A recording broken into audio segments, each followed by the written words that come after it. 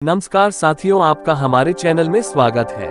साथियों, आप जब भी शिवालय जाते हैं तो वहां भगवान शिव तक अपनी प्रार्थना पहुंचाने के लिए नंदी महाराज के कान में जरूर कुछ कहते होंगे।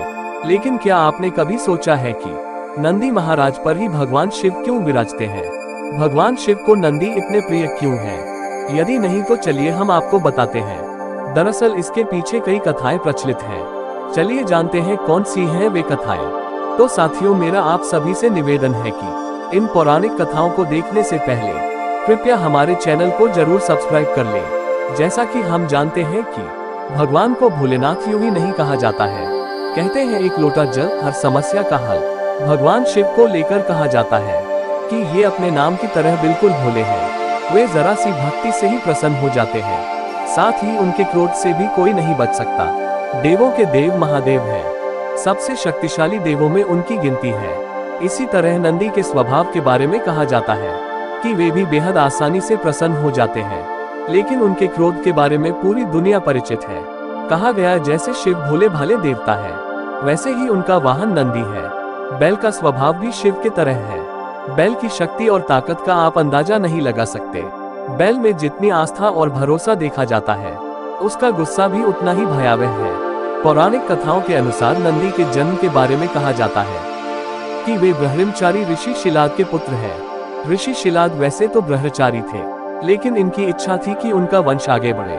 जिसके बाद शिलाद ऋषि के मन में एक बच्चा गोद लेने का विचार आया। बच्चा गोद लेने का विचार तो बना लिया, पर वे चाहते थे कि वे ऐसा बच्चा गोद ले जिस पर भगवान शिव की असीम कृपा रहे। जिसके बाद वे घोर तपस्या में लीन हो गए। काफी लंबे समय तक कठोर और लंबी तप के बाद आखिर भगवान शिव प्रसन्न हुए और उन्होंने ऋषि शिलाद को साक्षात दर्शन दिए और बोले, मैं आपकी तपस्या से प्रसन्न हूँ। भगवान शिव ने शिलाद ऋषि से कहा, मांगो, क्या वर मांगना चाहते हो? ऋषि शिलाद ने अपनी इच्छा और कामना भगवान शिव के समक्ष रखी। भगवान शिव ने शिलाद को पुत्र का आशीर्वाद देकर कहा, तथास्तु। जिसके बाद वे नंदी को अपने साथ अपने घर ले आए और उसका लालन पालन करने लगे। देखते देखते नंदी बड़ा हो गया। नंदी ने अपने पिता से कहा, आपने मुझे स्वयं भगवान शिव के आशीर्वाद से पाया है, तो मेरे इस जीवन की रक्षा भी भगवान शिव ही करेंगे। अपने पिता की तरह ही नंदी ने भी भगवान शिव को प्रसन्न करने के लिए कठोर तप किया।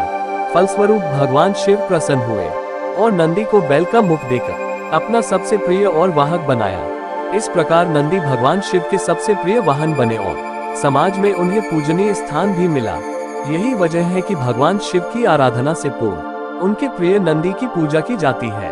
इसलिए नंदी महाराज पर ही भगवान शिव विराजते हैं। एक अन्य पौराणिक कथा के अनुसार दानवों और देवताओं के बीच जब समुद्र मंथन हुआ था, इस दौरान जब कालकूट विष निकला था, इस विष को शिव जी ने कंठ में धारण किया था।